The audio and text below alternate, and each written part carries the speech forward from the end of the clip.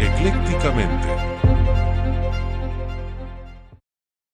Hola a todos. Esta vez nos adentramos en el capítulo 8, La sociedad humana, de la acción humana, de Ludwig von Mises. Un capítulo fascinante, sin duda. Sí, Mises va directo al grano, ¿no? Comienza con la cooperación humana, que es como la base de cualquier sociedad. Sí. Y termina explorando la parte más oscura de nuestra naturaleza, la agresión y la destrucción. Es un recorrido bastante completo. La pregunta es, ¿cómo individuos con deseos egoístas pueden crear algo tan complejo como la sociedad? Exacto, esa es la gran pregunta. Vamos a ver si podemos descubrirlo juntos. Me parece perfecto.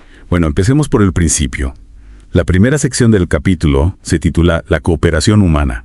Y ahí Mises establece su argumento principal. Ajá. Dice que los humanos, impulsados por el deseo de mejorar su bienestar, se involucran en la interacción social cooperativa. Lo cual tiene sentido, ¿verdad? No lo hacemos por altruismo, sino porque nos beneficia individualmente. Claro, pero ¿cómo funciona esto en la práctica?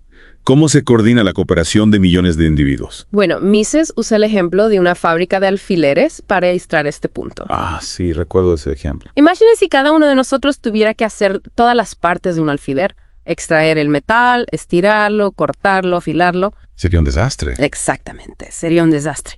Pero con la división del trabajo, cada uno se especializa en una tarea. Y eso aumenta la eficiencia y la productividad. Exactamente. Es cierto, si cada uno tuviera que producir todo lo que consume, la vida sería mucho más difícil. Sin duda. Entonces, la especialización es clave para la cooperación. Y eso nos lleva a otro punto interesante que Mises plantea. ¿Cuál es ese?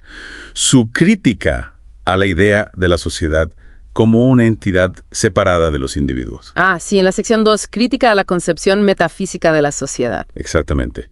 Rechaza la idea de que la sociedad tenga una mente o voluntad propia, ¿no? Sí, para él lo que llamamos sociedad es simplemente el resultado de las decisiones y acciones de individuos que buscan sus propios objetivos. Es como un equipo de fútbol. El éxito del equipo no se debe a un espíritu místico, sino a la suma de los talentos y esfuerzos de cada jugador. Esa es una buena analogía. Pero si la sociedad es solo un conjunto de individuos, ¿cómo podemos explicar la existencia de normas, instituciones y leyes que parecen ir más allá de las preferencias individuales? Bueno, esa es una pregunta muy interesante que Mises aborda más adelante en el libro. Pero antes de adentrarnos en ese tema, creo que es importante entender otro punto crucial que Mises expone: el racionalismo y la idea de libertad. ¿Y cuál sería ese punto? Se trata del dualismo metodológico. Dualismo metodológico. Suena complicado. No te preocupes, es más sencillo de lo que parece. Básicamente, Mises argumenta que no podemos estudiar la acción humana de la misma forma que estudiamos la naturaleza. ¿A qué te refieres? La física o la química se basan en la observación de fenómenos que se repiten de forma predecible, ¿verdad? Sí. Pero las acciones humanas son guiadas por la razón y la voluntad. Lo que las hace impredecibles. Exactamente. Entiendo. No podemos predecir el comportamiento humano con la misma precisión con la que predecimos la trayectoria de un cometa, por ejemplo. Exacto. Y eso nos lleva a la importancia del libre albedrío. Ah. Para Mises, los individuos son agentes que toman decisiones y actúan en base a sus propios fines. Ya veo. La libertad individual es la base de la acción humana y por lo tanto la base de la sociedad. Fascinante. Entonces, Mises nos dice que la sociedad se basa en la cooperación voluntaria entre individuos libres que buscan mejorar su bienestar. Sí. Pero no hay un conflicto inherente entre el interés individual y el bien común. Claro, esa es una pregunta que mucha gente se plantea. ¿No lleva esto al caos y a la lucha de todos contra todos? Bueno, esa es una pregunta que Mises aborda de frente en la sección 4, el individualismo y el colectivismo. Mises se declara abiertamente individualista, pero no en el sentido de que cada uno deba vivir aislado. Él cree que la libertad individual dentro de un marco legal que proteja los derechos de todos es la mejor forma de alcanzar el bien común. Ya veo. Es decir, no se trata de un individualismo egoísta, sino de un individualismo responsable. Exactamente. Y en la siguiente sección, Mises explora cómo este individualismo responsable puede conducir a una sociedad pacífica. Interesante. Entonces, continuemos con esta sección. Me parece perfecto. El problema de la paz. Mises conecta la libertad individual con la paz mundial. Ajá, fascinante. Para él, la paz es una consecuencia natural de la libertad individual y, por supuesto, del libre mercado. Ya. Cuando las personas pueden intercambiar bienes y servicios de forma voluntaria, sin coerción, no hay necesidad de recurrir a la violencia. Es un argumento poderoso, ¿verdad? Sin duda. Mises creía firmemente en el poder del libre mercado para promover la paz. Pero algunos podrían argumentar que el libre mercado también puede generar competencia feroz, desigualdad e incluso explotación. Es cierto, esas críticas existen, pero Mises las abordaría diciendo que los problemas que mencionas no son inherentes al libre mercado en sí, sino a la intervención del gobierno en la economía. Ya veo.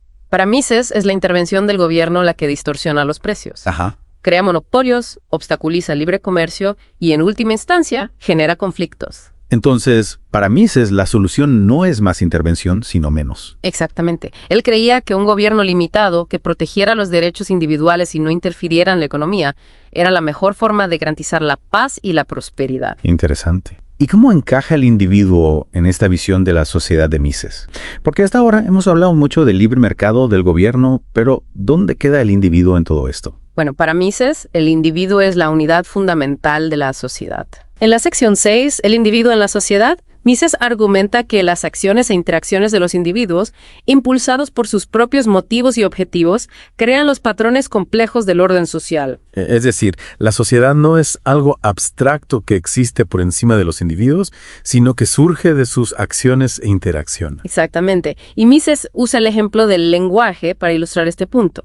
El lenguaje. Sí, el lenguaje no fue creado por un comité de expertos, ¿verdad? No, Evolucionó orgánicamente a través del uso individual a lo largo de siglos. es cierto.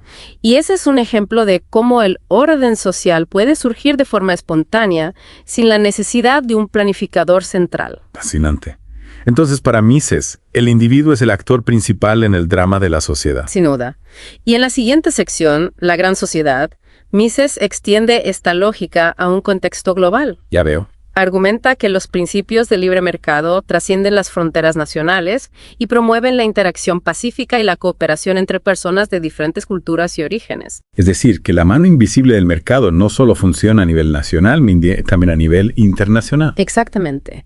Para Mises, el libre comercio entre naciones, al igual que el libre intercambio entre individuos, beneficia a todas las partes involucradas. Es una visión optimista del mundo, ¿no? Sí, sin duda. Mises era un defensor acérrimo del libre comercio y la cooperación internacional. Pero también era realista sobre la naturaleza humana. En la última sección del capítulo, El instinto de agresión y destrucción, Mises reconoce que el ser humano es capaz de grandes actos de violencia y crueldad, pero argumenta que las instituciones de una sociedad libre, con su énfasis en la cooperación, el intercambio voluntario y de Estado de Derecho, son el mejor antídoto contra estas tendencias destructivas. Entonces, para Mises, la libertad no solo es el camino hacia la prosperidad, sino también hacia la paz. Exactamente. Y esa es una de las ideas más poderosas que nos deja este capítulo. Entonces, si la libertad individual es tan importante para una sociedad pacífica y próspera, ¿cómo podemos protegerla? Mises nos da alguna pista sobre cómo defender la libertad en un mundo tan complejo. Sí, por supuesto. Mises no solo diagnostica los problemas, sino que también propone soluciones. ¿Y cuáles serían esas soluciones? Bueno, una de las claves, según él, es la educación. Educación, ¿en qué sentido? Mises creía firmemente en la importancia de una educación sólida en economía. Ajá. Para él, era esencial para combatir las falacias del estatismo y del colectivismo. Ya veo. Mises pensaba que muchos de los males sociales se debían a la ignorancia económica. Es decir, que la gente no entiende cómo funciona realmente la economía. Exactamente. Y por eso es fácilmente engañada por las promesas vacías de los políticos intervencionistas. Tiene sentido. Si la gente no comprende los principios básicos de la economía, puede caer en la trampa de pensar que el gobierno puede solucionar todos los problemas. Exacto. Para Mises, una ciudadanía educada en economía era la mejor defensa contra las tentaciones del estatismo. Interesante. Pero la educación es suficiente. Bueno, Mises también creía que necesitábamos instituciones sólidas que limitaran el poder del gobierno. ¿Qué tipo de instituciones? Abogaba por un Estado de derecho fuerte que protegiera la propiedad privada, hiciera cumplir los contratos y garantizara la igualdad ante la ley. Ya veo. Un sistema legal, justo y predecible. Exactamente. Para él, esas eran las bases de una sociedad libre donde los individuos podían prosperar. Tiene sentido. Pero, ¿algo más? Sí, Mises también introducía el concepto de la descentralización del poder. Ah, la descentralización. Se oponía a la concentración del poder en manos del gobierno central.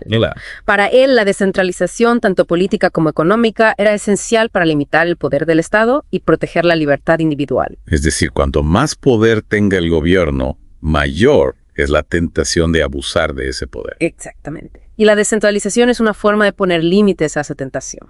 Interesante. Pero, ¿las instituciones y las leyes son suficientes? ¿O se necesita algo más? Bueno, Mises también creía en la importancia de una ciudadanía activa y vigilante. ¿Qué quieres decir? Para él, una opinión pública informada y vigilante era la mejor defensa contra la tiranía. Ya veo.